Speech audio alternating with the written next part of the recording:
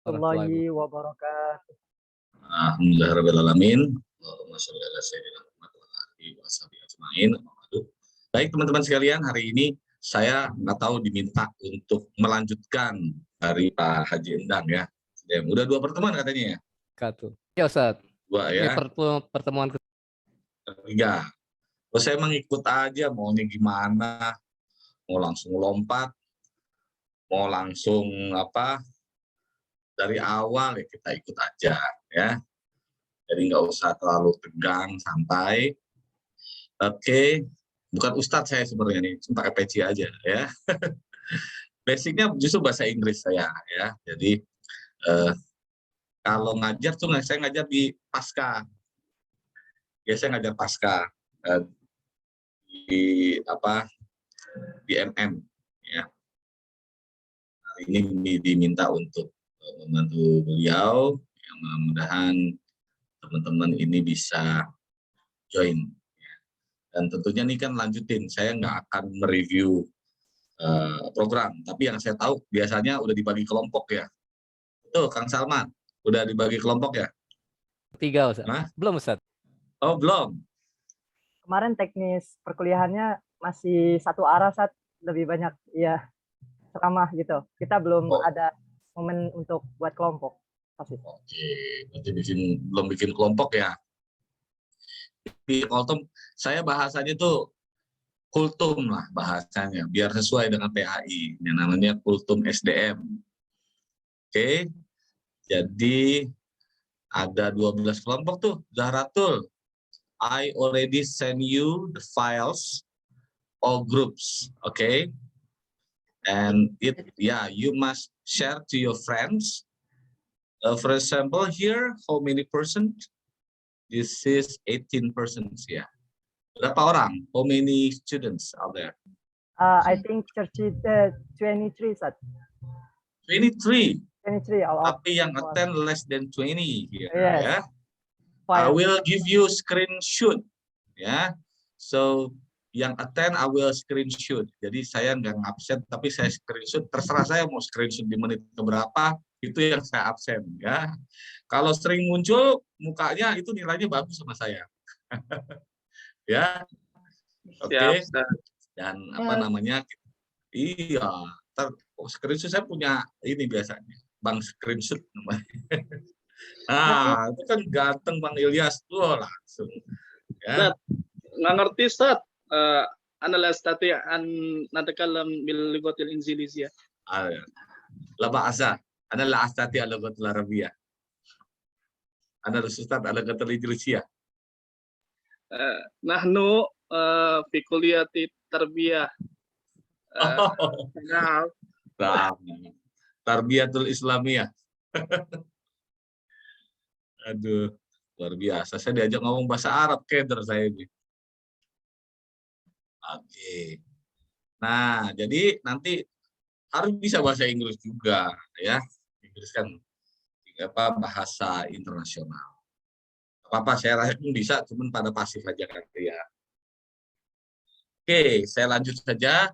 Kita ada 24, berarti begini aja. There are around 12 topik, ada 12 topik, berarti satu topik itu 2 orang. Tolong Bu Zahratul, udah saya send tuh. Itu untuk daftar kultum. Jadi nanti ya paling tidak 1 atau 2 grup kultum per pertemuan. Ya, itu buat nilai kuis, nilai tambahan gitu. Kalau nilai UAS-nya hancur, nah itu bisa nolong dapat jadi A atau B. Ya. Oke, monggo nanti di-send ke saya Mbak Zahratul Aini siapa yang sesuai dengan grup yang saya kasih. Nah, ini oke. Ini ya. Can you see it? Not yet, Ustaz. Belum kelihatan? Masih gelap. Oke, sudah, Ustaz. Sudah, oke. Ini tentang tahapan perkembangan manajemen manusia, analisis dan perencanaan pekerjaan. And then, nah ini bagian keempat, ya simple-simple saja ininya, apa namanya, presentasinya kultum ya, 10 menit lah. Ya, nanti kalau berdua, yang satu MC, yang satu ngomong, atau ada yang bertanya, nah, yang satu jawab. Oke ya, nanti dibagi tugas. Kemudian ini kelompok 3 nih, kelompok 4. Nah, bagaimana nanti belajar bagaimana sih strategi menyeleksi, ya bagaimana nyarat iklan, dan kita harus tahu SDM sekarang bagaimana proses seleksinya, pakai email atau pakai serangan udara, ya media sosial dan lain-lain. Ya. Kemudian bagaimana seleksinya, orientasi, penempatan, ya. Dan tentunya dengan era disrupsi ini sangat berbeda dengan tahun-tahun sebelumnya, ya. Tentu kita harus punya cara sendiri untuk membina SDM. Oke. Nanti bagaimana menyelenggarakan pendidikan pelatihan, train. Nah, ya bisa di kantor supaya karyawan bisa terus bertumbuh, berkembang, betah. Karena intinya SDM itu get, maintain, keep. Bagaimana mendapatkan karyawan bagus, input yang bagus, kemudian how to maintain, dia bisa develop, berkembang, dan bagaimana meraih loyalitas, dia mau bekerja di tempat kita, mau dieksploitasi tapi dia senang, gitu kan. Nah, itu ada beberapa matriks, nanti saya akan berikan secara bertahap, sehingga nanti teman-teman saya berikan tools SDM. Ya, Pak Rahmat, bagaimana tools SDM? Nah, nanti setiap kuliah saya akan berikan tools-nya, nggak langsung. Ya, saya pengen lihat dulu dari teman-teman punya pola berpikirnya, cara berpikirnya, sistematis berpikirnya.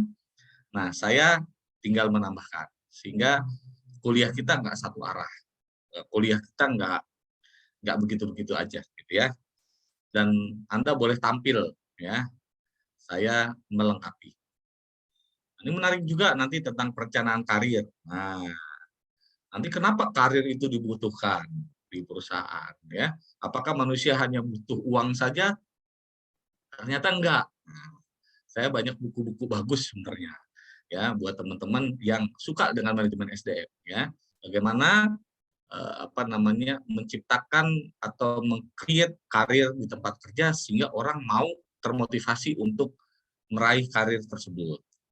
Nah, terus juga nanti evaluate assessment, bagaimana juga manajemen kinerja. Ini kita menarik juga, kita akan bahas bagaimana mengukur kinerja dari segi kehadirannya, terus kita nilai, karena manusia itu kan ada yang kinerjanya bagus, ada yang potensinya bagus. Potensinya bagus, kinerjanya jelek. Gitu kan? Kinerja bagus, potensi jelek. Ada lagi orang potensi jelek, kinerja jelek. Nah, itu gimana? Tools-nya, matriksnya gimana? Nanti kita akan bahas. Terus juga pertemuan 8, ini menarik juga tentang bagaimana sistem penggajian. Nah, nanti kita menarik nih. Ingat ya, SDM itu bukan ilmu pasti. Seperti teman-teman kuliah di teknik, ya, industri, fisika. Nah, ini ilmu yang sangat aplikatif, namanya applied science. Jadi, Pak Rahmat, bagaimana sistem penggajian? Pak Rahmat, bagaimana pengalamannya? Ya, alhamdulillah saya ada 40 karyawan di sini. Saya punya 8 cabang, saya buka beberapa cabang, ya, saya buka di Bandung, di Karawang, di Lampung, ya, dan beberapa tempat lainnya. Jadi bagaimana ngatur SDM? Ada yang teorinya, bagaimana juga aplikasinya. Konsep dasar motivasi ini penting buat motivator, ya. Nanti saya kasih juga bagaimana dasar-dasar motivasi, gitu ya. Jadi banyak bukunya, ya, buku-buku motivator, dan bagaimana kita menjadi SDM yang memotivasi. Nah, berikutnya nih kalau konflik gimana? Nah, ini juga penting. Bagaimana konflik terjadi, teori konflik, nah, dan bagaimana menjadikan konflik itu menjadi sebuah keuntungan dalam sebuah organisasi. Mudah-mudahan jadi tertarik bukan karena dosennya, materinya gitu ya. Ya. Kedua, berikutnya apa? Ini leadership. Nah, ini penting nih. Apalagi sekarang leadership-nya udah harus update ya, SDM 4.0 sekarang. Ya, jadi nanti leadership 4.0 ini sangat berbeda gitu ya dengan model manajemen yang terdahulu ya, yang namanya agile management. Oke, nanti etos kerja ini menarik terkait dengan bagaimana pembentukan budaya ya. Jadi kenapa sebuah perusahaan itu harus punya etos. Nah, ini juga menarik.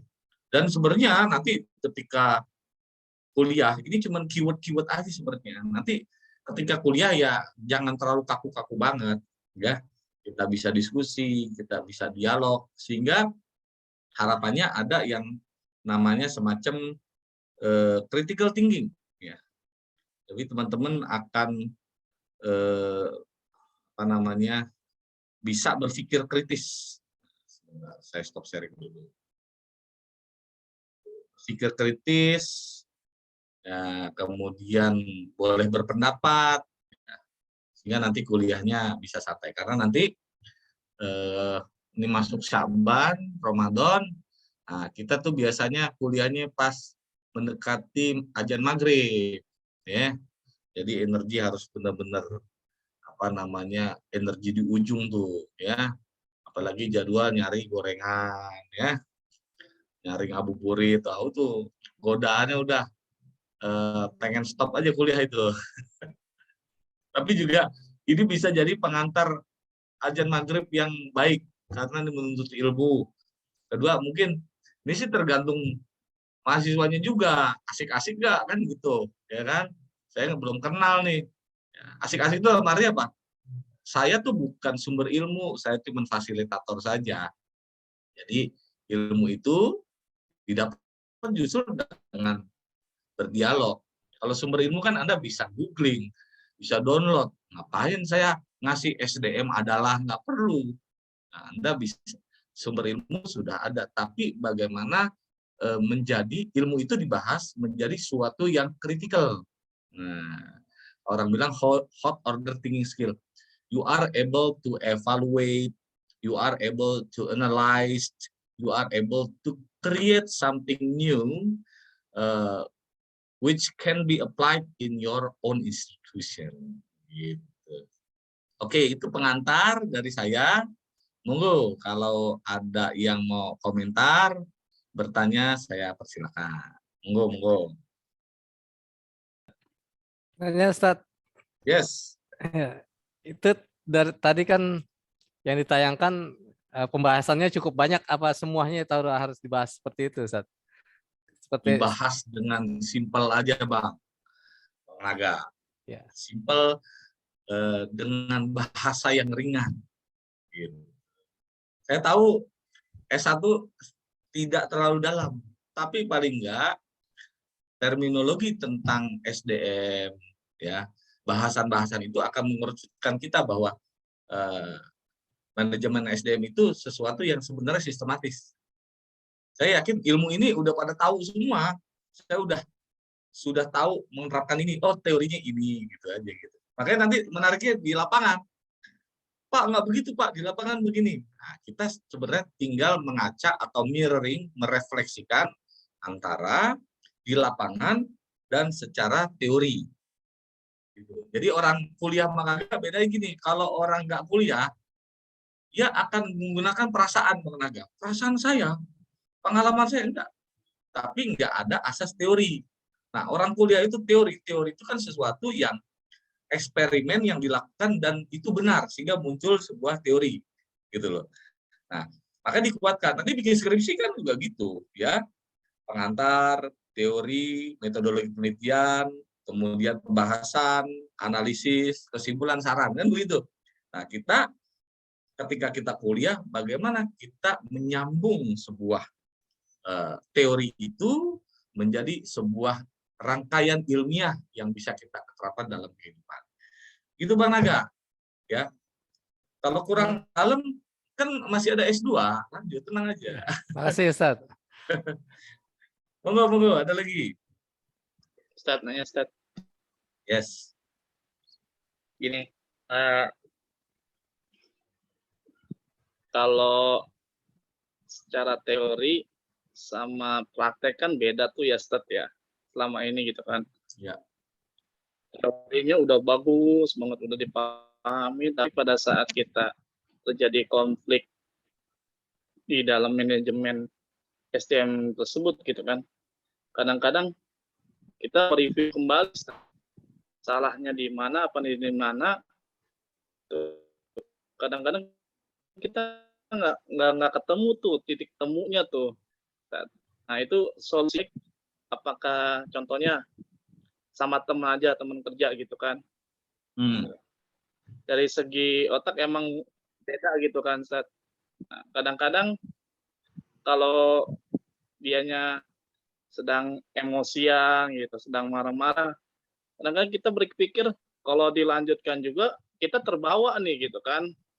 Tuh, kalau yang tadi adanya konflik itu Ustaz, itu bagaimana cara kita supaya kita itu nggak gini Ustaz, di tengah-tengah, tapi jangan direndahkan juga gitu dalam pendapatnya gitu. Itu aja Ustaz. Nah, ini menarik. Ini pertanyaan nih nanti dibahas di bab 10 ini. Menarik, konflik dan kepemimpinan. Gitu Bang. Jadi nanti kita akan bahas tentang teori konflik. Ya, bagaimana menangani konflik. Ya, oleh sebab itu sebagai manajer kita tahu ya mana titik permasalahannya. Jadi kalau Bang Ilyas montir mobil gitu ya, kalau udah jago ya montir motor lah gitu ya. Kalau udah jago denger suaranya aja udah tahu. Businya tuh gitu. Oh sehernya tuh gitu. Ya. Nah, ini pentingnya ilmu ya. Dokter juga gitu kalau udah pinter, oh batuknya gini, COVID. Oh batuknya gini biasa. Nanti mudah-mudahan Bang Ilyas bisa tahu itu gitu ya. Makin ke depan kan usia kita nambah nih ya. Tentu Bang Ilyas umur 20 sama umur sekarang beda. Ya. Kebijaksanaannya beda, cara ngomongnya beda gitu. Dan biasanya ya itu karena kematangan ilmu. Ya. Insya Allah Bang Ilyas, nanti kita bahas itu. Clear ya? Oh, tenang. Clear Ustaz. Makin ada ilmunya, makin tenang. Senyum gitu ya. Ya. Oke. Siap Ustaz, gaskan. Iya. Oh iya, kita belum kenalan ya? Udah kenal kali ya? Nggak usah ya? Tadi Belum, kantor Sat. Belum. Dijabarin dulu ya. Jabarin. Ya, Sat. Atau gini ya, Tulisannya aja Ustaz. saya ngasih pengantar dulu hari ini tentang SDM 4.0. Setuju gak? Ya kan? Nah, Zahratul Aini setelah hari ini ya, tolong kasih saya daftar yang mau presentasi. Berarti jatah kita paling tinggal 10 atau 9 pertemuan. Betul kan? Nah, nanti kultumnya bisa di Qobliyah, bisa Ba'diyah. Ya kan? Di ujung atau di akhir. Yang penting kita kasih kesempatan ngomong. Gitu. Kenapa ngomong? Kalau ujian UTS, ente pada buka Google udah pasti dah, ya. Betul nggak? Gampang dah ngerjainnya. Bisa copy paste, bisa share, bisa bikin grup lah, udah tahu dah. Ya. Tapi kalau ngomong, bicara, itu bisa kita lihat langsung dan itu original, genuine gitu ya dari teman-teman. Makanya nanti kita bisa dua arah. Gitu. Oke, ini saya coba share ya materi dari saya.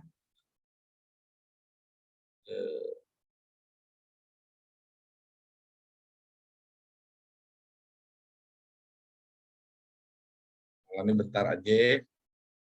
Ini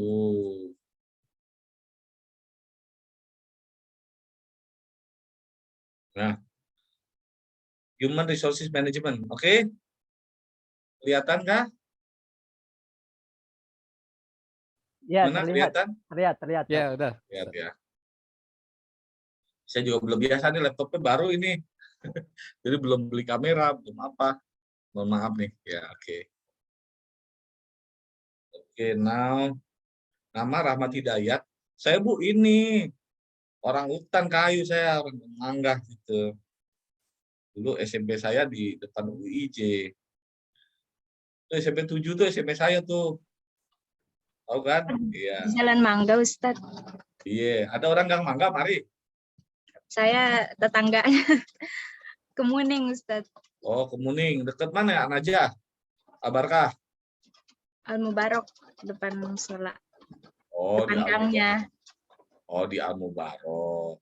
Tahu, saya kan ngaji di Madrasah Istiqomah. Oh, iya. Sekarang saya rumahnya di Bekasi, ibu saya masih di sini. Saya beli ruko di sini nih. Jadi ini 2 ruko ini udah saya beli yang depan NU. Alhamdulillah. Saya bikin usaha sendiri.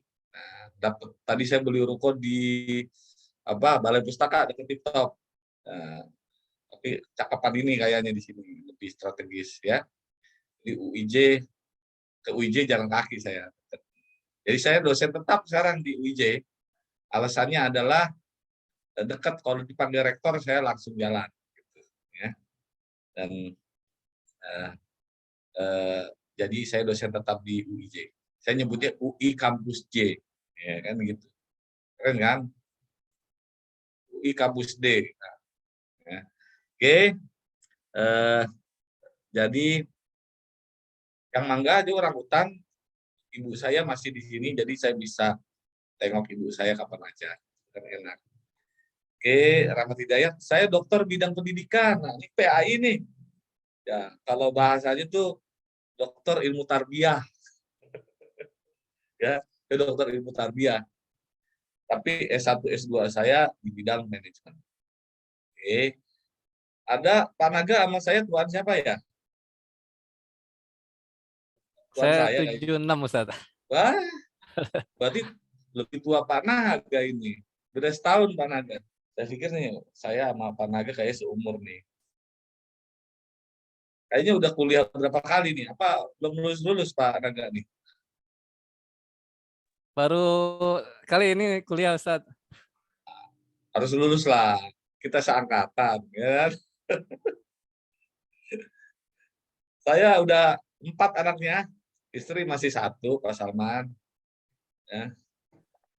Kurang, Sat, kurang. Masih 1, kan Masih. nyebut dulu ya. Nah, dan ini IG saya kalau mau di follow, saya suka live tentang SDM, bedah-bedah buku ya. Rahmat.nek ya. It's my number.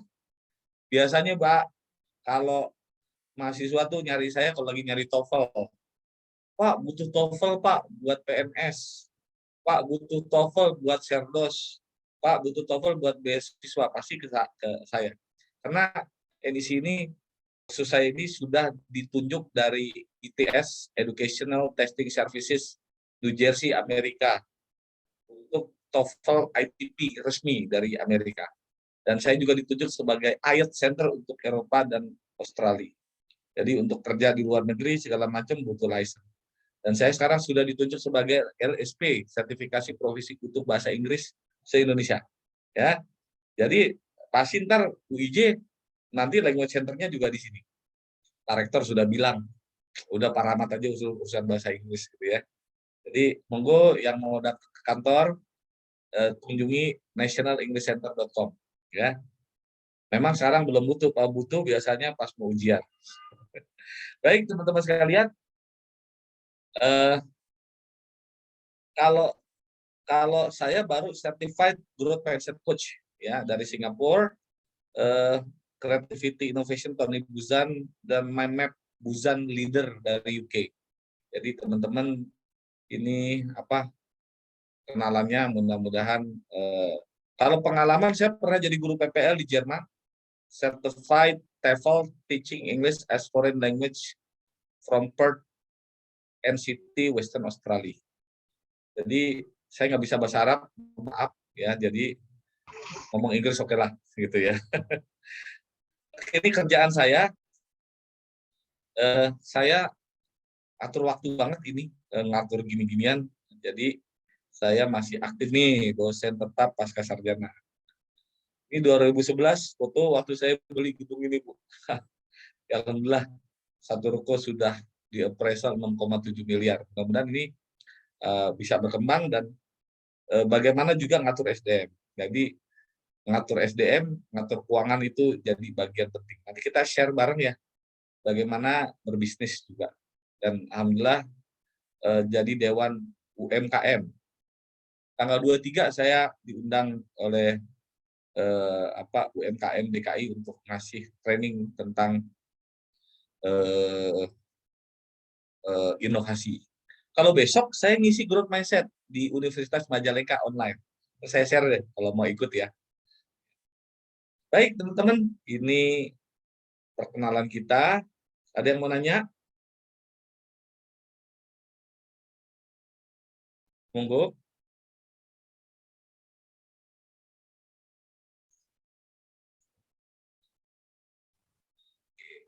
Afwan Ustaz, mau tanya untuk antum kan sudah memiliki beberapa mungkin karyawan ya. Nah itu tentunya banyak awal mulanya banyak penyeleksian gitu Ustaz. Nah ketika menandai orang-orang yang berpotensi itu kriterianya gimana Ustaz? Apakah ketika interview wawancarain atau mungkin ketika bekerja sama gitu? Baru terlihat potensi yang dimiliki karyawan tersebut gitu. Iya. Pasti. Iya. Itu kan kalau ngerekrut karyawan berarti kan needs. Dibutuhkan needs. Saya butuh guru, saya buka lowongan guru. Kemudian guru itu kan harus ada standar. Misalnya standar kompetensi pengajaran. Ada orang ngajarnya bagus, tapi kontennya jelek. Paham nggak Pak? Ngajar bagus, lucu, tapi pas dijelasin isinya nggak ada. Nah, jadi harus dua tuh, pedagogik sama subject matters. Itu contoh. Jadi, I have to make standard. Jadi untuk jadi guru bahasa Inggris, for example, that I have to make measurements, test. Bahwa TOEFL-nya kalau guru bahasa Inggris harus 500, 550. Enggak, itu nggak bisa, itu standar. Berarti makin ketat standarnya, maka kemungkinan saya salah milih karyawan makin kecil. Clear ya? Nah, nanti itu ada standarnya. Saya punya standar ini, nanti kita assess nih orang yang ngelamar ini. Ya kan? Nge-assess itu sekarang kan banyak. Administratif dulu. Sebelum wawancara udah kelihatan dari CV. Ya kan? Terus dari wawancara. Cek, ya kan? Kemudian cek lagi sekarang Facebooknya, medsosnya dicek loh sekarang, masalah. Sembarangan ini bikin status sekarang itu jadi portofolio, ya kan? Kemudian nggak langsung diangkat, Bang Salman, betul nggak? Ya, orang itu akan kelihatan karakternya setelah 2 tahun. Makanya ada karyawan kontrak, karyawan harian, ya. Baru ketika engage, nah ada istilah nanti employee engagement. Dia engage nggak gitu loh. Engage itu apa namanya ya? Bang Salman udah kerja nih. Kadang-kadang di perusahaan itu belum merasa engage itu tunangan. Kayaknya gue mau keluar, padahal gue di sini cuma sampingan doang nih. Ntar juga gue setahun keluar. Itu belum engage. This is my best place, and I will give the best for this company. Gitu. Nanti ada tuh masalah engagement. Nah, kalau engagement baik siswa karyawan dengan perusahaan atau perusahaan juga udah cinta banget sama Bang Salman sehingga ditawarin mau gaji berapa. Nah, kan gitu. Jadi kalau Pak Salman mau ngetes apakah do you love me atau kagak perusahaan itu, Pak Salman bikin surat pengunduran diri. Tes gitu. Pak, maaf nih Pak. saya kayaknya ada yang nawarin lagi nih Pak lebih tinggi. Gitu. Saya mau mengundurkan diri. Kan. Kalau jawaban perusahaan itu bilang, wah jangan gitu Pak Salman, gitu ya. Kira-kira Pak Salman mintanya berapa? Nah, berarti dia udah engage tuh sama Pak Salman. Tapi kalau Pak Salman bilang, Pak saya mengundurkan diri. Nah, perusahaan bilang itu, kapan Pak Salman? Sekarang? Nah, udah begitu, ya udah, goodbye. Berarti Pak Salman nggak punya namanya bargaining position, gitu. Ya, jadi ini penting banget bagaimana nanti kita membangun reputasi diri. Nah, itu banyak bukunya banyak sekali. Saya senang banget kupas buku sebenarnya, gitu ya. Dan itulah cara saya memilih karyawan-karyawan saya sehingga karyawan saya bisa punya keunggulan, gitu ya. Nah, kompensasi penting juga, makanya ini bertahap. Jadi ini bukan ilmu cuma satu topik ya. Jadi nanti kita nggak usah terlalu buru-buru ngebahas ini satu topik sehingga nanti ilmunya bisa kita kaitkan, gitu ya. Kita bikin benang merahnya misalnya. Gitu. Itu Kang. Siap. Makasih, Ustadz. Iya, oke. Nah, tantangan kita adalah sekarang itu gini, Bang. Nih, kalau if you want to know that, apa sih manajemen SDM itu? Ini kurikulum saya juga ada nih. Saya bikin kurikulum, UIJ bikin kurikulum tuh. Ya, di kurikulum saya. Nih. Oh, nih, ya. Nanti ini bisa dipakai. Nanti saya kasih kok dikit-dikit ya. Oh, hampir sama, cuman saya udah nyusun ulang. Kalau itu kan tadi agak berantakan tuh silabusnya menurut saya ya. Kalau ini udah saya susun ulang sampai mulai dari awalan sampai job analisis, gitu ya. Sampai tools-nya apa, sampai total quality management. Nah, gitu ya. Tapi oke lah, ini versi saya dulu ya, versi saya. Jadi teman-teman pernah nggak kenal yang namanya organizational behavior, ya, perilaku organisasi. Nah, ini dia nih. Ini sorry ya pakai bahasa Inggris terus ini.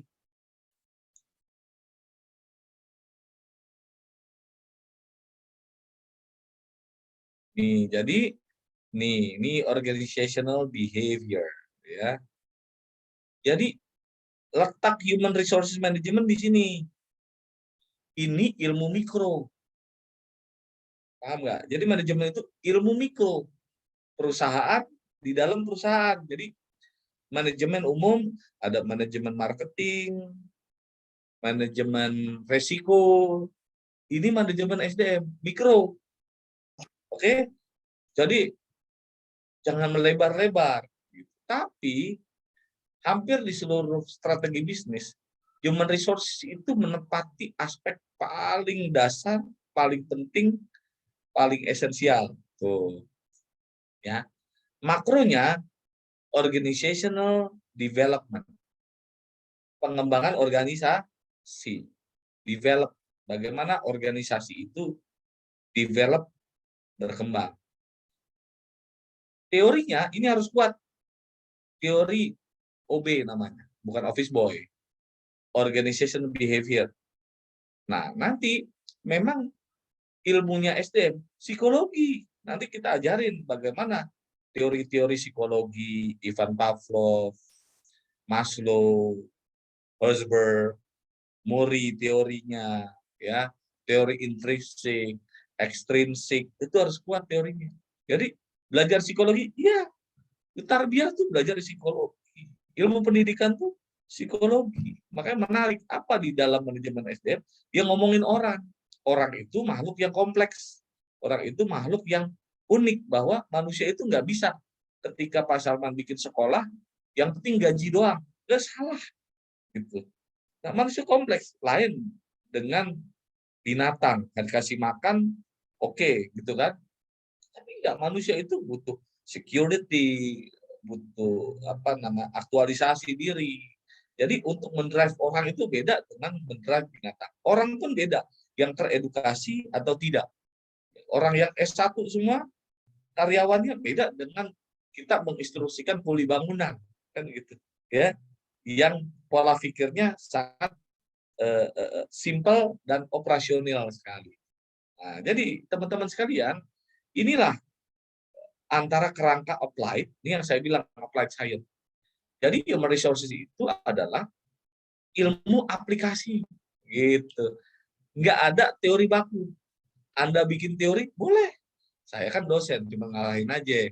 Oh, saya ngerti nih, Pak Salman arahnya ke sini, gitu. Ini teori ini nih, Bang Salman nih maksudnya, gitu.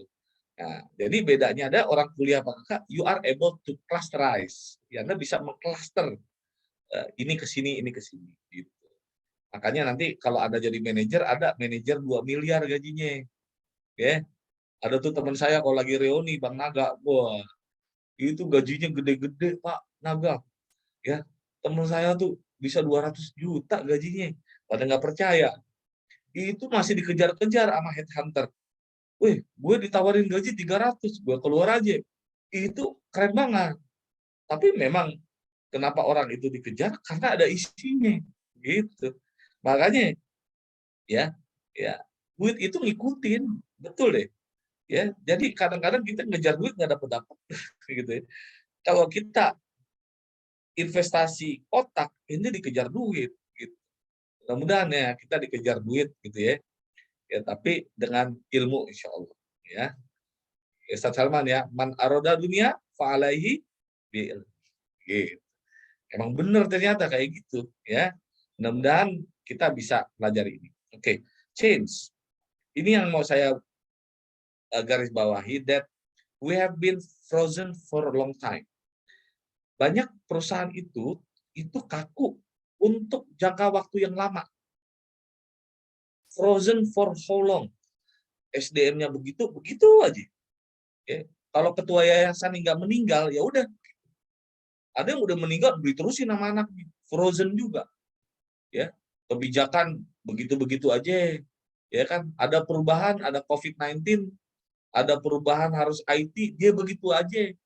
Karena kan sekarang, coba you can imagine that start from March 2020, Maret 2020, Maret 2021, Maret 2022, 2 years, kita mengalami 3 pandemi besar, pergeseran besar, megashift.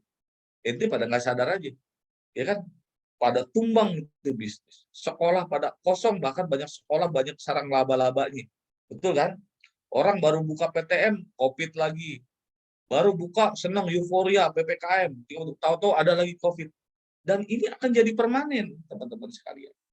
Kalau manajemen kita tetap kaku, dan dia akan apa? Akhirnya dia tidak relevan. Muncullah istilah yang namanya disrupsi. Apa tuh disrupsi? Yang saya kasih tahu. Ya, disrupsi itu adalah segala sesuatu yang membuat yang lama menjadi tidak relevan. Oke, tidak relevan. Nggak usah disebut contohnya. Ya, Grab, Gojek membuat tidak relevan Bluebird. Ya, dan armada-armada yang punya armada ribuan. Coba bayangkan, Airbnb nggak punya hotel, dia bisa mengalahkan Accor. Ya, hotel orang-orang yang punya hotel luar biasa kalah dengan sebuah aplikasi. Sehingga tidak relevan, ya. Jadi apa? Banyak orang yang punya modal besar tidak relevan. Nah, inilah yang disebut dengan age of intelligences, bahwa sekarang adalah yang berkuasa, yang beradaptasi adalah knowledge, ilmu pengetahuan. Sehingga orang yang knowledge-nya bagus, dia akan bisa mudah adaptasi. Karena kita menghadapi banyak sekali yang disebut dengan volatility, gonjang-ganjing, kedua uncertainty, ketidakpastian, complexity, kompleksnya SDM yang ada, dan ambiguity. Dan itu jadi makanan setiap hari. If you frozen like this, nggak mau berubah, ya, nggak mau belajar, nggak mau adaptasi, ya, ngotot yang lama itu paling bagus. Dulu zaman saya Pak Kiai dia sukanya kalau udah ngomong begini nih pimpinan zaman saya dulu udahlah ya frozen dia. Nah, ini banyak sekali for a long time ya. Jadi ya kita harus ubah old thinking ya. Kalau old thinking same old result. Tahu-tahu kok murid saya habis. Kok banyak yang mengundurkan diri? Karena kita menggunakan old thinking. Makanya yang harus dilakukan adalah kita harus melakukan defrosted. Ya, defrosted itu memecah kebekuan, kemudian kita bisa diolah. Gitu. Karena kalau kita pengen menggoreng kentang dari freezer, kan nggak langsung digoreng, gitu. Ya. Defrosted dulu supaya nggak beku, ya, dicairkan, nah kemudian diolah, baru bisa nikmat, garing, gitu ya. Ngomong makanan nih jam segini, aduh ya. Nah, teman-teman, nah ini one of the quotes. This is the most important quotes that I would give to you. Ya, ini quote penting banget. Ini selalu saya berikan di awal kuliah. Ya, if the rate of change on the outside exceed the rate of change on the inside, the end is near. Ketika perubahan di luar itu begitu cepat, perubahan dalam diri Anda lambat, maka kehancuran akan dekat. Ketika organisasi itu merasa hebat, gitu ya, perubahan di luar organisasi begitu cepat, tapi organisasinya lambat bergerak, SDM-nya mager, ya, nggak adaptasi, tunggu aja hancur, ya. Jadi perubahan itu sekarang itu makin dulu ya, zaman saya sama Pak Naga nih, untuk mencapai 5 juta pengguna butuh 68 tahun zaman dulu. Nih, saya langsung lompat aja nih ke TV. Jarang zaman tahun 80 orang punya TV. Saya Pak Naga aja nonton TV di tempat tetangga. Betul kan? Nah, iya kan? Makin lama untuk 5 juta pengguna. Cepat. Handphone butuh 12 tahun. Ya, ada iPod, YouTube butuh 4 tahun. Ya, Facebook butuh 3 tahun untuk 5 juta pengguna. Dulu paling cepat nih Pokemon Go 19 hari. Sekarang 1 hari bisa 5 juta penonton viewer, ya. Dan sekarang bisa jadi satu stasiun TV yang modalnya 1 triliun itu kalah dengan satu channel YouTube. Langsung 5 juta view. Jadi kompleksitas kecepatan viral itu sekarang berubah. Duh, sekarang kita masih pakai cara TV. TV aja udah nggak relevan. Saya yakin pada udah jarang nonton TV di sini. Betul nggak? Kenapa? Terdisrupsi. Zaman saya Pak Naga nonton film harus pakai video. Sekarang pakai Netflix. Semua orang ada dalam genggaman. Ini contoh lah, handphone yang, nih handphone saya nih. Saya sama Pak Naga aja biar saya bisa nostalgia ya. Itu gak Pak Naga ya. Pakai handphone ini dulu keren. Buat getok lele mati ini. Ya. Dulu ada handphone 1 juta umat nih. Wah ini handphone paling keren di zamannya. Tapi Nokia waktu itu kan sombong, Pak. Karena dia the best. Semua all handphone itu Nokia mereknya. Ini anak-anak muda nggak tahu nih zamannya. Nokia zaman dulu. Nah, ketika Android datang ke Nokia untuk melakukan kolaborasi, Nokia bilang apa? You just a small ants that I can step on it. Dia bilang gitu. Kamu hanya semut kecil, pergi. Gue juga bisa injak lo. Gitu. Apa yang terjadi? Beberapa tahun kemudian muncullah ya kolaborasi dengan Samsung dan sebagainya. Muncul Android dan Nokia tutup. Padahal Nokia tidak melakukan kesalahan apapun. Gitu. Kenapa? Frozen tadi. Ya, jangan-jangan sekolah Anda juga jalan tempat kaku. Kiainya kaku, yayasan kaku, kepala sekolah kaku. Sekarang nggak bisa kita hebat sendiri. Kita harus melakukan kolaborasi. Nah, teman-teman sekalian, kita menolak untuk tidak relevan, makanya SDM-nya harus berkembang. Nah, muncullah dalam teorinya Carol Dweck. Nah, ini sertifikasi saya nih, ya. Saya dapat sertifikasi 12 modul dari Carol Dweck. Ya udah, tinggal terbagi 2. orang itu ada yang fixed mindset, ada yang grow mindset. Nah, itu cukup heboh lah, bahwa ada orang yang ketika dapat tantangan dia grow mindset, dia berkembang. Ketika ada pembelajaran baru dia bilang, wah ini cara baru nih. Wah ini kalau pakai aplikasi, oh saya bisa dapat tambah skill. Tapi kalau fixed mindset, alah, enakan lama. Ya.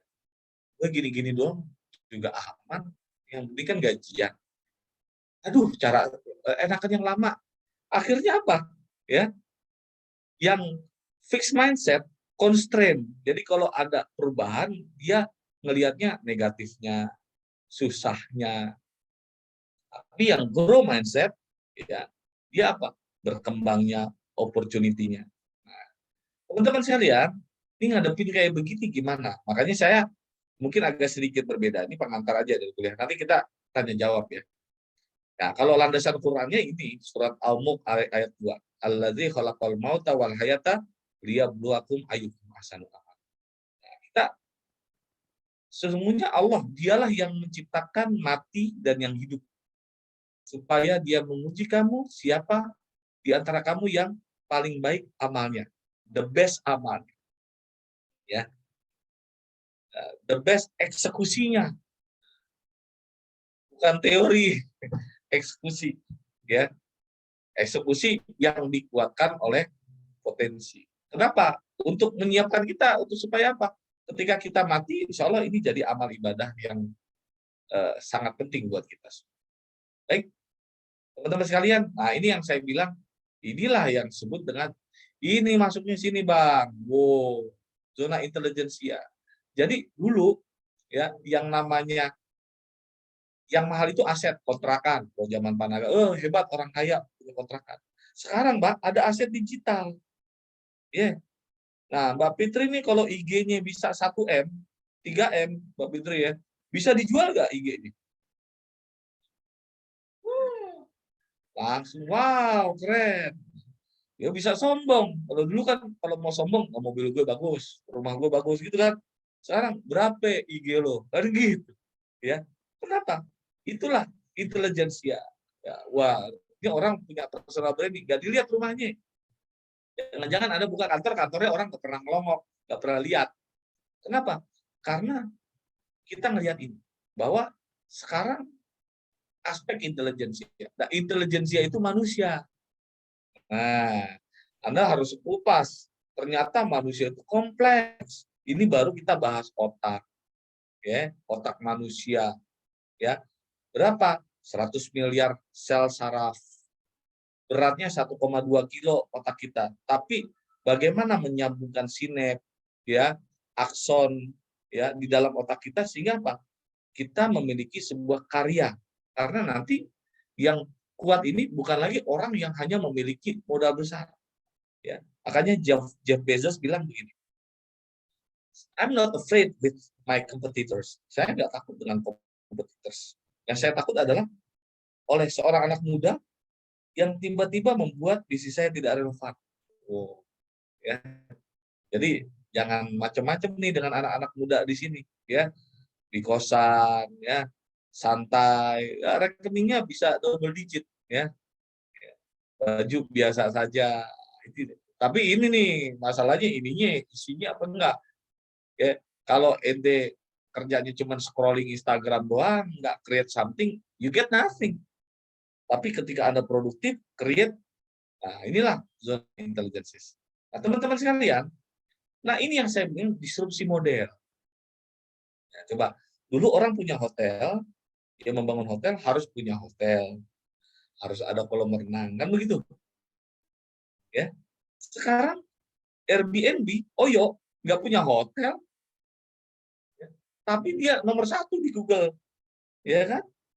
Ya, dia top of mind ketika orang cari penginapan murah, Airbnb. Saya ingin tiket, beli tiket pesawat, Traveloka. Saya mau belanja, Shopee, Lazada. Itu Matahari yang punya gedung, Arion yang punya gedung, tiba-tiba sepi. Nah, berarti Ya, sekarang ya inovasi itu udah seperti ini, disrupsi. Dulu kan inovasi begini nih, Kang Salman, ya ubah dikit, ya inovasi dikit, ya naik dikit, turun dikit, ubah dikit. Sekarang emang benar-benar berubah. Di situ lebih light. Nah, jadi kerja secara virtual udah biasa. Kuliah secara virtual enak. Saya yakin juga Pak Salman, ya Fitri, Putri, ya Pak Naga, teman-teman semua. Saya tanya nih, jujur ya. Kalau kuliah besok tatap muka, Anda siap nggak? Gerda, jangan bohong ya. Paksa Siap gitu. aja Ustadz. Nah, Pak Naga nih orang jadul nih kayak saya soalnya. Senang offline. Tapi anak muda belum tentu loh Pak Naga. Ini karena depan dosennya aja dia. Males. Karena di UI Pak Naga ternyata ketika Pak Rektor nyuruh offline, tahu nggak respon mahasiswa? Di atas 50% menolak tatap muka. Bukan UIJ. Ternyata secara 2 tahun ini Pak Naga udah muncul kebiasaan baru. Oh, enak kan udah begini kayak ada yang sambil rebaan, ada jiping, ya, jiping tuh ngaji kuping gitu kan. Tapi mereka udah ngerti, anak mahasiswa sekarang udah ngerti semua Pak Naga. Bener. Ya, kenapa? Dosen itu bukan lagi sumber ilmu gitu. Cuman akhirnya ilmunya liar. Nah, itulah butuh fasilitator, ilmunya liar, nggak karu-karuan gitu ya. Kalau ditanya serba bisa nih. Saya yakin nih kalau di Zoom aja pada off cam gimana datang gitu.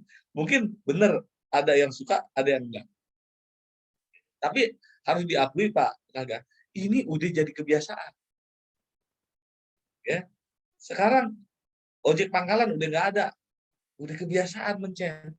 Mungkin udah lebih suka GoFood dibanding datang langsung. Udah jadi kebiasaan. Nah, ini yang harus kita adaptasi bahwa konsumen berubah. Yang punya sekolah, ingat, anak-anak setelah 2 tahun udah gayanya berubah. Harus ingat tuh. Kita disrupsi besar, 3 disrupsi. Pertama apa? Disrupsi karena pandemi. Pandemi disruption. Kedua apa? Disrupsi 4.0. Semuanya kepada IT, teknologi, aplikasi, handphone. Kita udah ketergantungan handphone semua. Kita lebih takut ketinggalan handphone dibanding ketinggalan dompet sekarang. Udah ketinggalan handphone, udah di hutan berantara, mati gaya aja. Ya. Yang ketiga apa? Disrupsi milenial. Nah, Pak Naga nih milenial kita beda-beda. Saya baca bukan baca, saya nonton IG-nya Pak Abi. Ternyata dia bilang gini, setiap 15 tahun, generasi kita berubah bentuk, Pak Naga. Jadi, berubah bentuk dalam arti karakternya beda, gayanya beda. Setiap 15 tahun, konsumen kita sangat berubah 180 derajat. Misalnya kita ini kan lulus tahun 95, saya tahu dah. Pak Naga SMA-nya lulus 95, 96, 94 mungkin. Kan? Itu akan beda, Pak Naga. Ditambah 5 tambah 10. Sama tahun 2010. Sama anak kelahiran 2010. Itu jauh beda. Nah, itu yang saya sebut disrupsi milenial. Apalagi yang lahiran tahun 2020. Begitu lahiran udah langsung megang HP. Wah, ya. Nah, jadi inilah yang saya sebut dengan disrupsi. Ini nggak relevan. Tapi SDM kita masih pakai gaya yang di merah nih. Nah, SDM-nya pakai gaya zaman dulu, ya. Absen masih caklok, ya. Upacara dulu, ya. Modelnya zaman dulu banget, ya. Ya. Sementara sekarang apa? WFH udah biasa. Gitu, ya. Nah, nanti kita bahas tuh fenomena WFH. Ntar kita bahas, seru tuh. Nah, jadi ilmunya juga harus, SDM-nya harus berubah. Karena apa? Disrupsinya udah berubah di sini. Kita harusnya mainnya di sini nih. Perubahan SDM-nya di sini. Jadi saya coba ngomong di sini ya. Jadi Pak Rahmat, saya melakukan nggak perubahan SDM. Oh, saya berubah banget SDM saya sekarang. Ya, jadi gimana target itu tidak lagi dengan waktu, tapi target-target kerja. Ya, itu nanti kita bahas di ini kita. Nah, begini masalahnya, Kang Salman nih. Nanti kita diskusi. Ketika terjadi inovasi, nah biasanya inovasi begini, di titik X, di titik Y, atau di titik Z. Di Z di sini nih, sorry ini nggak pas ini. Baiknya ketika sebuah perusahaan itu mau melakukan perubahan atau inovasi, itu ini perusahaan di titik ini nih, yang biru. Bagusnya perubahan itu ada di titik X, di titik Y, atau di titik Z. Nah, Z di sini. Perubahan, inovasi, SDM. Silakan. Siapa yang mau jawab? Nah, kasih alasannya. Oh, boleh di chat, ketik di chat. Semuanya aktif. Boleh, Ustaz. Ya. Chat dulu coba, saya mau dengar dan kasih alasannya. Y, X, Y, Z. Ayo.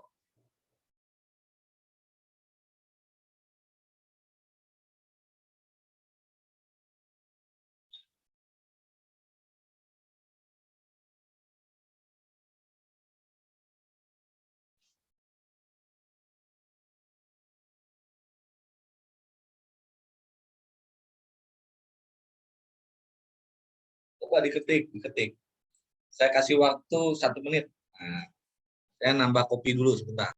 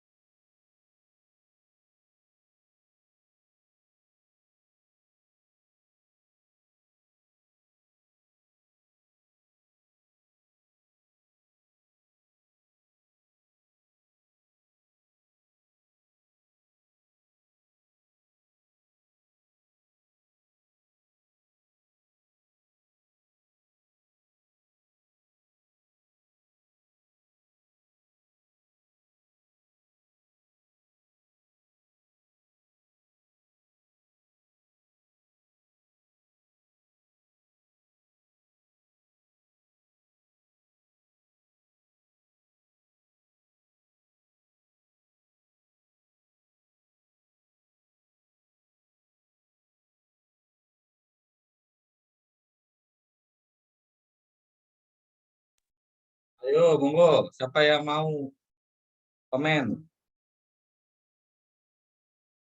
Oke, Pak Ilyas, titik X ya. Iya, Pak. Kenapa Bang? Coba Bang. Gini, kalau saya lihat sih dari grafiknya, karena saya tadi terlintas tentang generasi ya, Ustaz ya. Karena ada generasi X, Y, dan Z. Kalau seandainya generasi ini tidak diperbaiki yang X-nya ini, maka generasi tersebut ya akan punah gitu. Ya nggak tahu apa-apa, dan juga perusahaan akan stuck gitu. Makanya harus yang diperbaiki yang generasi X. Kalau untuk generasi Y masih bisa untuk dibimbing gitu. Kalau untuk generasi Z malah dia lebih menguasai gitu. Sedangkan yang generasi Z ini generasi yang sekarang-sekarang. Kalau kita lihat anak bayi aja, kalau udah dikasih video contohnya film kartun gitu kayak Upin Ipin, mereka itu udah mencet-mencet tombol-tombol udah ada gitu. Apalagi yang sekarang video-video yang tentang bahasa gaul, mereka itu lebih tahu daripada kita gitu, generasi yang X ini gitu. Ya, itu saja. Oke, Pak Elias, betul ya. Coba nih kayak tadi bukan generasi XYZ nih, maaf nih Pak Elias. Jadi gini, ini progres, titik Y, titik X-nya time. Ini titik perusahaan, begini. Perusahaan itu harus inovasi. Misalnya Samsung melakukan inovasi terus nggak produknya? Apple keluarin terus nggak produknya? Kapan dia harus melakukan inovasi produk, inovasi SDM, inovasi teknologi? Titik mana? Perusahaan kan ini namanya kurva S. Jadi setiap perusahaan itu akan selalu mengalami kurva S. Ya. Jadi product life cycle dia akan bertumbuh, memulai bertumbuh, puncaknya dan turun. Manusia juga begitu. Ya, kayak saya, Pak Naga gitu ya. Kita udah mulai di puncak nih Pak Naga nih, ya kan? Nanti kita akan menuju turun, kan begitu? Seperti itu. Ini namanya S-curve, segment curve, kurva S. Dan solusinya adalah kita harus menciptakan kurva S yang kedua. Itulah dasar inovasi perubahan. Tapi titik perubahan itu bagusnya di X atau di Y atau di Z. Nih kan, tuh X dah. Y nih titiknya udah naik, agak turun dikit.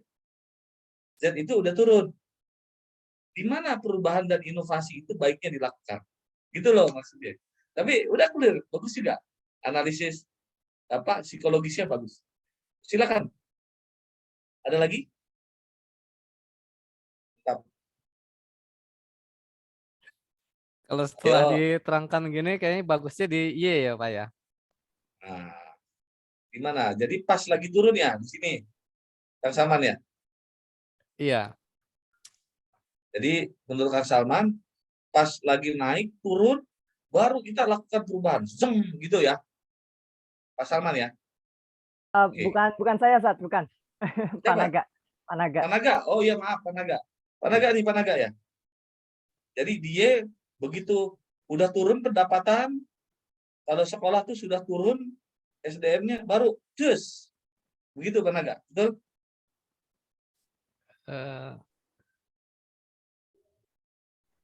Kalau saya sih mainnya di X-Sat. Lebih menarik. mengedepankan kuratif. Mencegah. Oke. Coba alasannya apa, Pak Salman? Ya,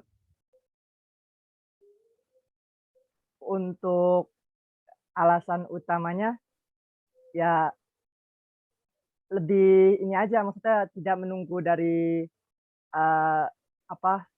memang sih afdolnya itu kan pasti kita berkembang itu ketika adanya kesalahan gitu ya, semakin turun gitu. Ya.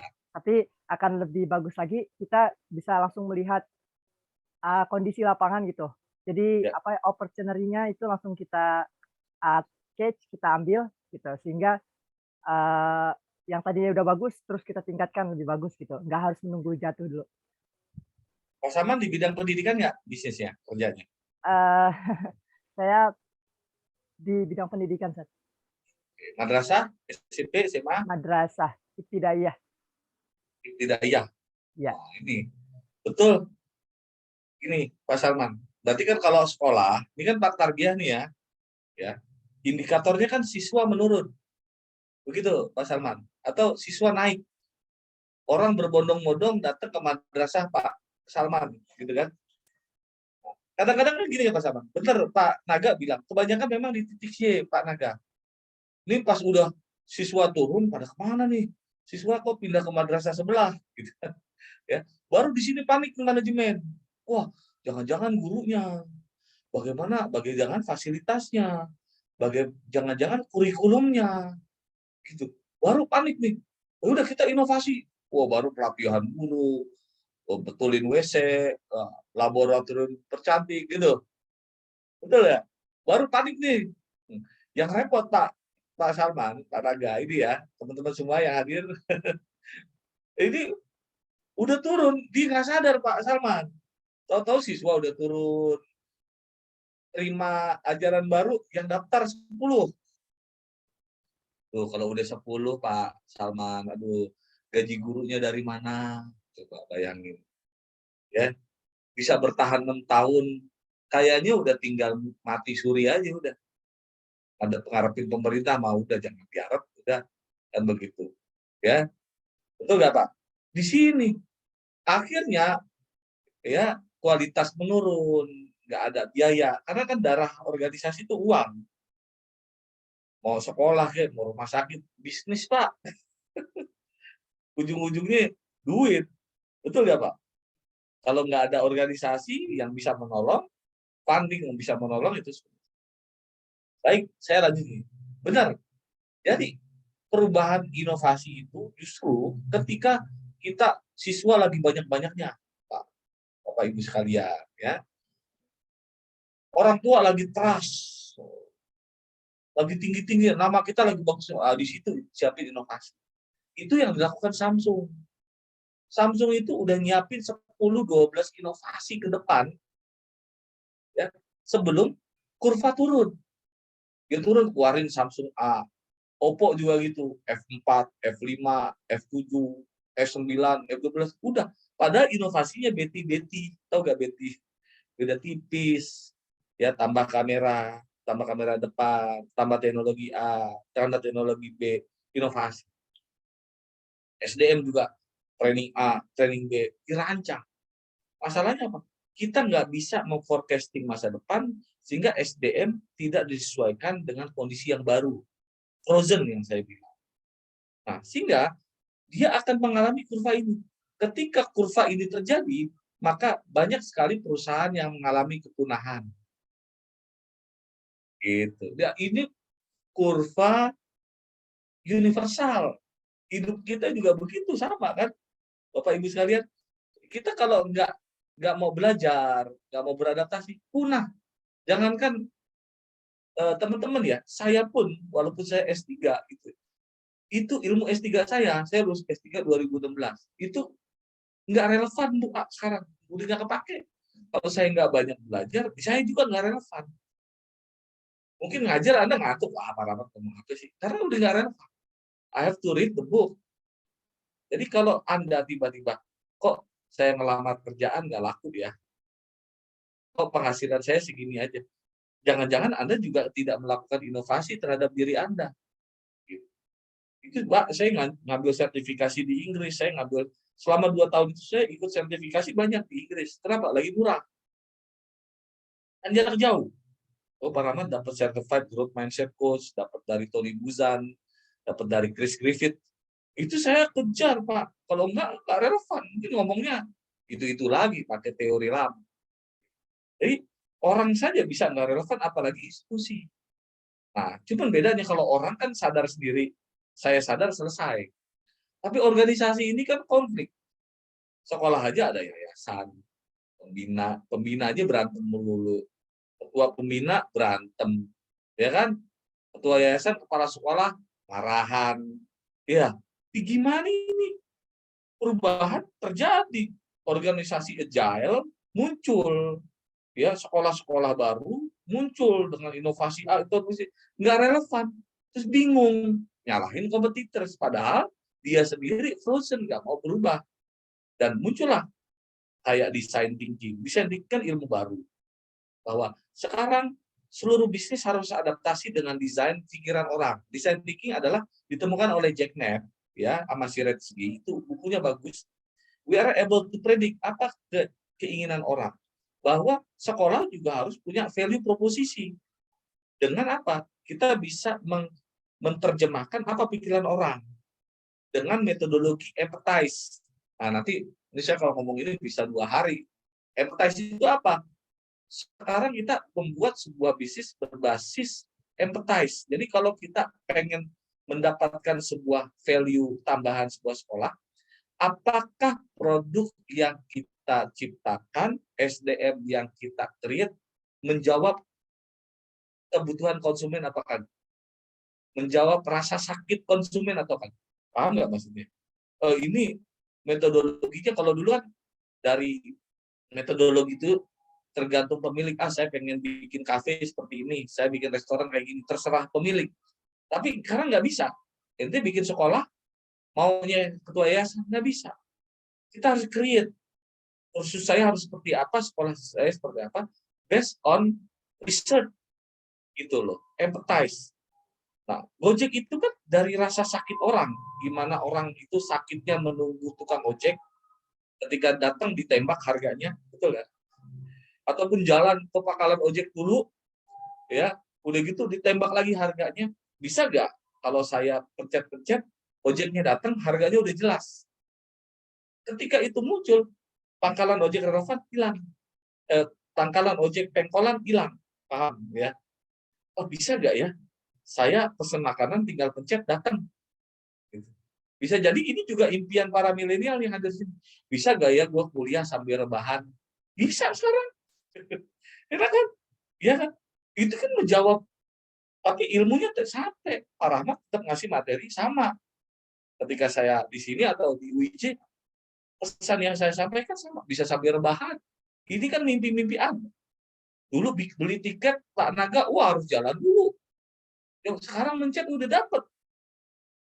Ini kan adaptasi dan sekarang makin keren. Apalagi nanti muncul yang namanya metaverse, ya, bahwa nanti saya ketemu teman-teman di sini dalam bentuk avatar.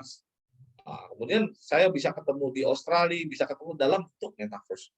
Ini intelijensial loh, ya. Anda bisa beli tanah di metaverse, ya, dan itu ada ekonominya. Ketika orang itu udah butuh, ya, mau nggak mau, semua akan tertarik ke sana. Nah, jangan-jangan nanti kampus juga nggak relevan, kita nggak tahu. Nanti suatu saat akan ada cerita 50 tahun kemudian, ada sebuah kisah begini, Pak. Oh, dulu pernah ada sebuah tempat yang namanya sekolah. Coba bayangin, Pak. Tahu nggak? Sekolah itu jadi museum. Clear ya? Bisa jadi. Nah, tapi kita kan menolak. Kalau kita tidak mau berubah, kita ciptakan second S-curve. Kita ciptakan the third S-curve. We create lagi fourth S-curve. Create 7 S-curve. Sehingga tingkat sustainability, kebertahanan, endurance sebuah perusahaan itu bisa bertahan selama ratusan tahun. Jadi perusahaan sekolah yang bisa bertahan adalah sekolah pendidikan yang bisa melakukan inovasi di segala bidang. Mudah-mudahan kagak bengong nih saya ngomong ya, jangan bingung ya. Nah, jadi teman-teman sekalian, ini S itu namanya titik antisipatif. Nah, ini titik kita. Jadi sebelum turun inovatif. Jadi kalau Anda pengen jadi kepala sekolah, sebelum turun inovatif. Ya. Kalau iya ini reaktif, turunnya baru kaget. Nah, biasa nih pemimpin kagetan. Wah, kaget turun. Padahal udah bisa ditebak. Jangan jadi kepala sekolah kagetan atau guru kagetan. Guru kagetan nanti udah lama PJJ, Anda akan lihat murid Anda akan aneh-aneh. Setahun nggak ketemu, gayanya berubah, secara fisik berubah. Jangan dianggap sama. Ya, Anda harus siapkan guru Anda menyambut perubahan anak-anak. Ada training nggak? Kan gitu. Jangan-jangan training gurunya cuma setahun sekali, itu juga raker doang. Nah, ini begini, nah sekolah udah tunggu tutupnya aja deh. Ya. Jadi kalau menurut saya, SDM itu penting. Makanya kalau saya nyari sekolah, Pak, saya tuh nggak nanya gedung. Tahu yang saya tanya kepala sekolah, Pak, sini saya tanya, pelatihan gurunya berapa kali? Itu yang saya tanya. Ya. Kalau pelatihan guru setahun sekali, bubar di sekolah. Nggak relevan. Dia akan menggunakan metode yang lama. Ya. Makanya sekarang orang, nggak usah sekolah online saja. Jadi, teman-teman sekalian, inilah creativity. Jadi, solusinya, ini doing same thing.